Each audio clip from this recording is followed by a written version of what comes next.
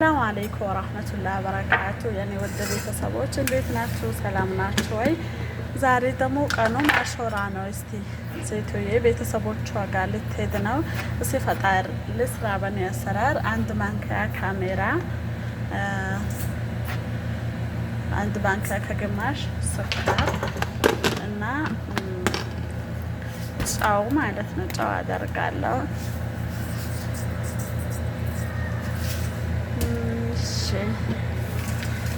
ከዛ የተረፈው ምንድነው? ወተት 3 ማንኪያ። ያው ትንሽ እንትን ስላቀረብኩት ነው። 1 2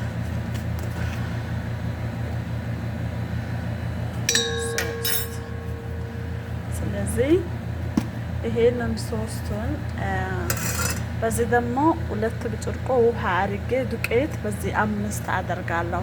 ምናልባት ካሜራ በእጄ ስለያዝኩኝ ላይመችን ይችላል። እሺ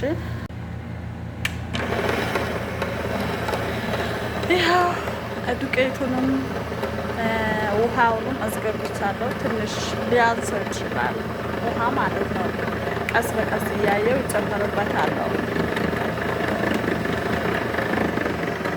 ነገራችን ላይ ይሄ ነገር ከሌላችሁ ማለት ነው በራሳችሁ በእጃችሁ ሁሉን ነገር በልኬት በብርጭቆ የብርጭቆ 2 ውሃና 5 ዱቄት ካረጋችሁ በቂ ነው።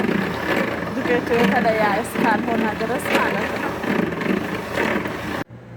ይኸው ሊጤ ተቦክቶ ደግሞ ምርጥ ከልያ ሰራሁኝ።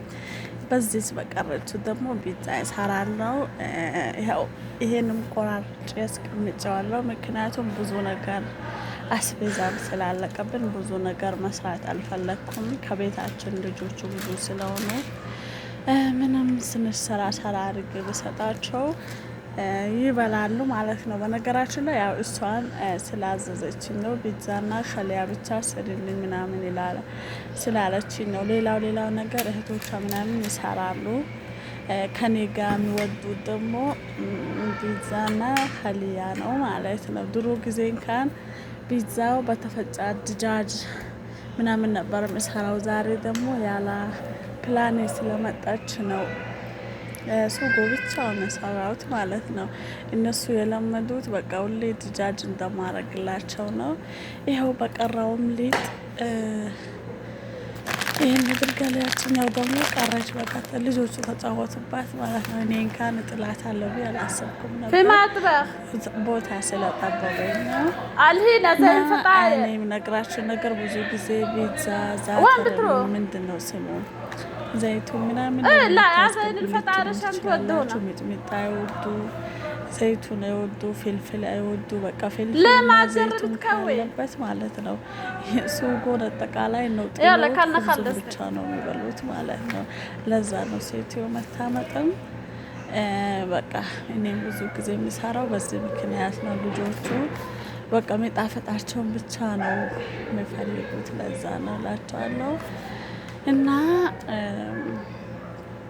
በቃ ያው መልክ ምናምን የምን ማሳመር ነው ድክም ብሎኛል። ለልጆቹ ቁርስ ምሳ ያልኩኝ ከዛ እፍጣር ሴቱ የራሱ እኮ አፈጠረች መጨረሻ ላይ ማለት ነው። ያው እንትን ነገር ሆኖባት ነው ወዳ አይደለም። እኔ ግን ያው ከ9 ስለጀመርኩኝ ያሰራሁት በ10ኛው ቀን ነው።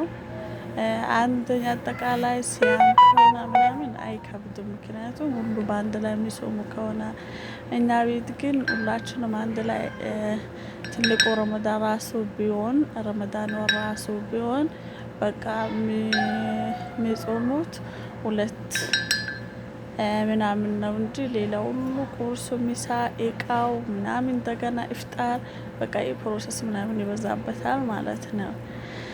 በዛ ምክንያት በጣም እንትን ብሎ ነበር እላቸዋለሁ። ያው ከስምስም ይልቅ እኔ እንኳን ስምስም ቢኖረው ደስ ይለኝ ነበር። ላኪን ጥቁር አዝሙድ ነው የተጠቀምኩት ከላይ። በነገራችን ላይ ፒዛውን ወደ ፎርኖ ኦቨን ውስጥ አስገብቼዋለሁ እና ቅርታ እንትን እንቁላሉ የተደፋ እንቁላል ካሜራ ውስጥ ገባብኝ ማለት ነው። ለካሜራው ነው ያዘንሽ እንዳትልኝ ብቻ። ምክንያቱም ያው አድጄ የቀረጸ በአንድ እጄ ደግሞ እየበተንኩኝ ነው። መጡ አልመጡ እያልኩኝ ስልኩን በእንትን እየዘጋው ነው የምሰራው። እኔ እንጃ ለምን እንደምፈራ አላውቅም። ይፍቀዱ ወይ ፍቀዱ። ያው አንድ ደግሞ ከተጠራጠሩ አስቸጋሪ ነው። በቃ የሆነች ነገር የምሰራ ከሆነ እነሱንም የሚለቃቸው ነው የሚመስለው።